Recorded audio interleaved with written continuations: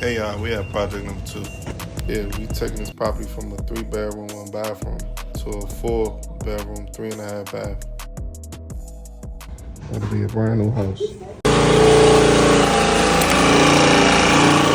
see that the old joist pop is right there, right? So in order to get a higher height, a good solid height that will make this basement feel homey, you raise the joist. This right here is gonna be for your waterproof front. Go all the way around. Raising the joist. This was the joist at first. I'm like literally right there. Versus now the ones up there.